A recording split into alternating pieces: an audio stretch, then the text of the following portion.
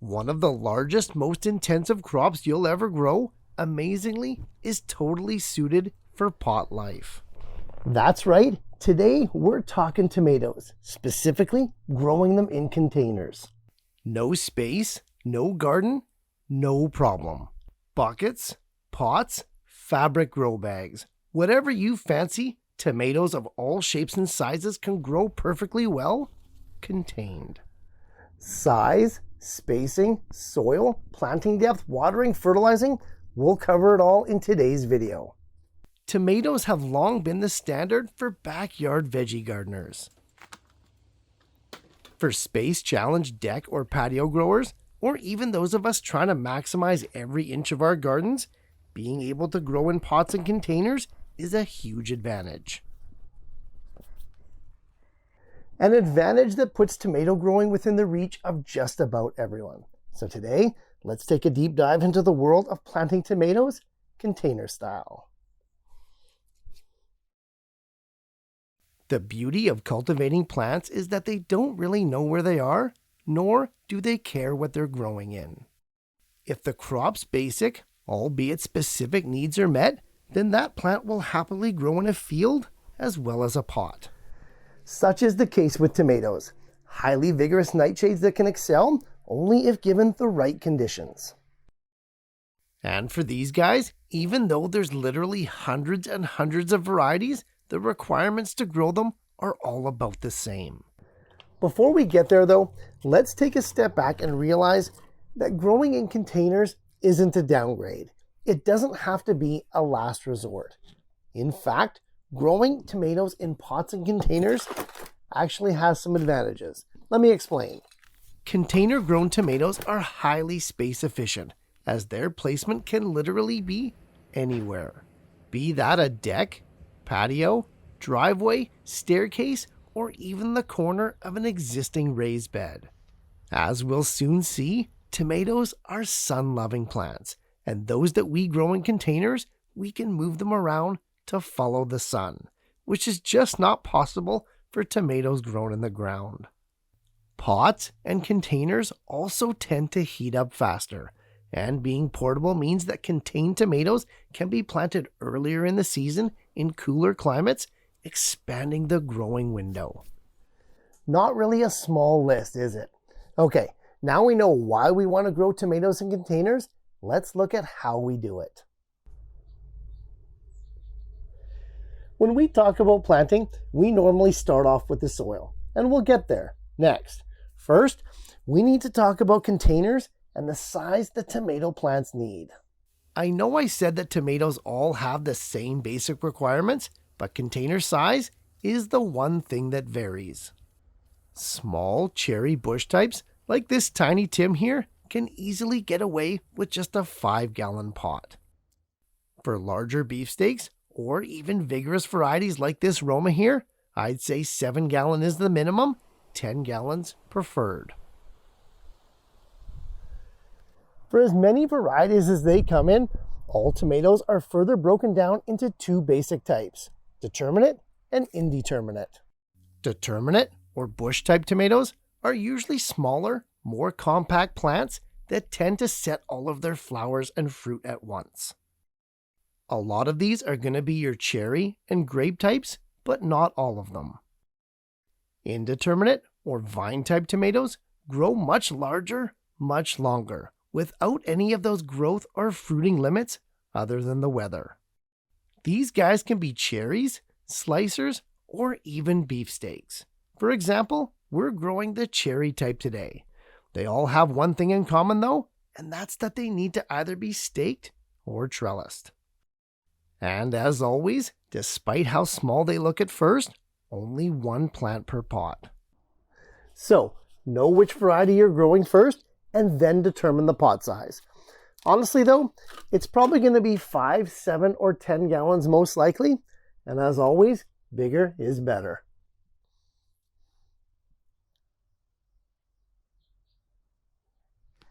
Also, I know this goes without saying, but if you're growing your tomatoes in anything but fabric grow bags, drainage holes are a must. No exceptions. Okay, We have our tomatoes and the pots that we're going to grow them in all picked out. Now, let's focus on the soil. Tomatoes aren't known to be a super picky crop, but most certainly they'll grow best in an ideal mix. For example, the soil straight from your garden is likely going to be too heavy and too compacted to be suitable for container use. Indeed, soil mixes that are specifically designed for pots and containers are a thing, and you can readily buy it in bags at the store, or you can make your own. An easy basic recipe for homemade potting soil is just to mix 50% coconut fiber with 50% compost and sprinkle in some perlite. Honestly, this is the basis of most of the potting soils you're gonna buy at the store. And if you're gonna be potting up a large number of tomatoes as well as other vegetables, well, it may be worth looking at making your own. As it is, a good tomato soil needs to be light, loose, airy, high in organic matter, retain moisture but drain well, and be of a neutral pH. Moisture is the key here, which we'll get into later with watering. And while draining freely and retaining moisture may seem contradictory, they really aren't. There's no doubt that the soil can make or break your container tomato success. So, pay special attention to it and definitely don't skimp on it. Okay, let's get planting. You most certainly can direct seed, and in fact, all the tomatoes I'm planting here today were from seeds that I collected and saved over 3 years ago. However, most of the tomatoes that people grow are started from pre-sprouted starter plants. These you can make yourself, or you can buy them at the store for fairly cheap every spring. Variety, as well as quality, is often limited when you buy them from the store. So, if you're up for it, I suggest that you make your own. Seed starting and creating your own starter plants is pretty much an entire class unto itself. In fact, it's one of the biggest chapters in my main course.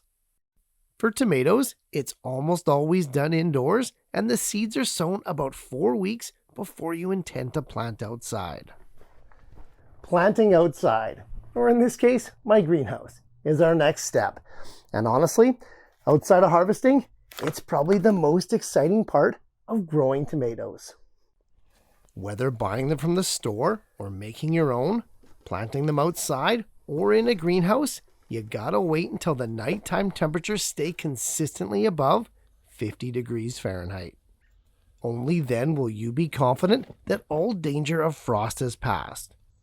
Remember, despite how vigorous they are and as hardy as they seem, tomatoes are still naturally tropical plants. Okay, for growing tomatoes, inside or out, they always get planted deep. You may have heard of this before and weren't really sure why.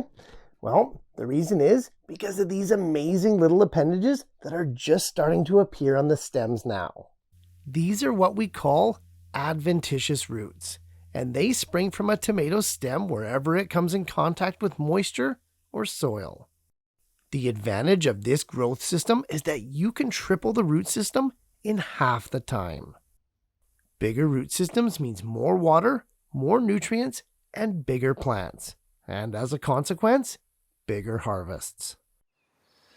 Notice that I removed some of those bottom nodes and branches to get the plants even deeper. This is how much of a difference adventitious roots can make. Potting up is super easy. Begin by placing a small amount of soil in your pot or container, or make a depression as deep as you want to plant. Place your young tomato in it, holding firm that stem, and fill back in with the same potting soil. Easy stuff. No spacing is necessary, of course. Just remember, 1 plant per pot. Okay, indeterminate or vine type tomatoes like this are going to need some support. We need to stake or trellis them right after planting. It's super easy, and you don't need anything fancier than a simple twist tie. At first, you should only need to secure your young seedlings at 1 or 2 points, simply adding more as the tomato plant grows. Now, To avoid breakage whenever you're staking or trellising a tomato plant, always tie it directly above a node and never right below one. Trust me, I've seen way too many tomato vines break right in half when tying them up the wrong way. Okay, go through all the tomatoes that you have lined up to plant and pot them up this way. It shouldn't take you long.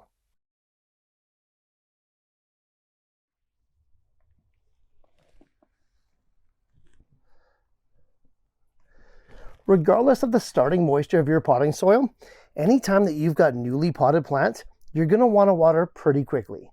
First though, we need to mulch. A 1 to 2 inch layer of grass, leaves, or straw will suffice, and it'll help retain all that moisture and eliminate any excessive evaporation.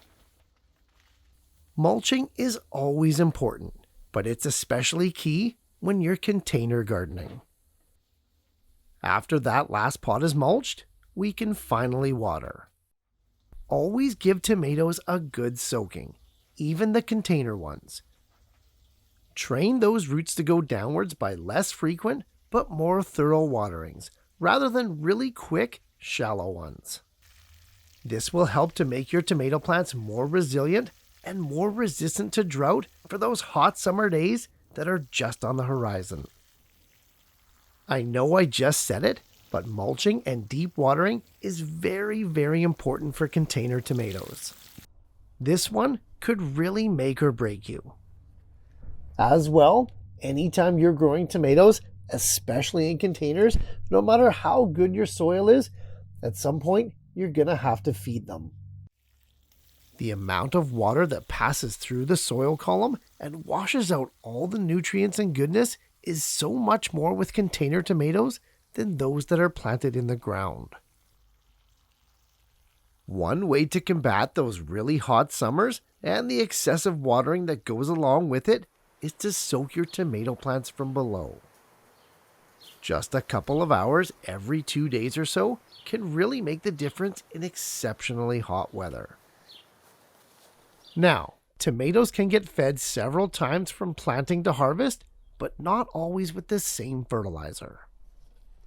Initially, we want to skew higher in nitrogen so that the plants can grow out those leaves, build that canopy, and become the most robust versions of themselves. Nitrogen is the first of 3 numbers, known as your NPK, on the label of every fertilizer bottle. Skew higher in that first number, but only for the first 1 or 2 feedings. As your tomato plants grow, mature, and send out those flowers in preparation for fruit production, the final 2 numbers in the NPK ratio, that would be phosphorus and potassium, become much more important. For me, the typical feeding schedule over the lifespan of a container tomato looks something like this. Starting 2 weeks after planting, after you know the young tomato seedlings are fully rooted and fully established, begin by feeding your high nitrogen fertilizer. Any earlier than this, and the nutrients are just going to be washed out and lost. Now, some people suggest to feed your tomatoes every week, but I find that if you start with a quality soil in the first place, you can get away with every 2 or even 3 weeks. So, around 4 to 5 weeks after planting, give your tomatoes that last dose of high nitrogen fertilizer. At this point, the flowers should begin to appear if they haven't already. Right now is when we need to switch to the higher phosphorus and potassium-based fertilizers. For me, I also apply these fertilizers at the 2 to 3 week intervals. But I stop feeding my tomato plants altogether once that fruit has reached half its intended size. I've always found, and not just with tomatoes, that too much fertilizer leading up to a fruiting harvest really affects the taste and texture. Let those tomatoes ripen. At this point, they've got enough nutrients. Speaking of that ripening, harvest your tomatoes as soon as they're ready. Remember, the more you pick, the more that they're gonna produce. I know it may seem like a far ways off, but those tomato harvests are gonna be here before you know it. Hey, We covered a lot here today on growing tomatoes in containers, so let's recap those main points to make sure that it all sticks.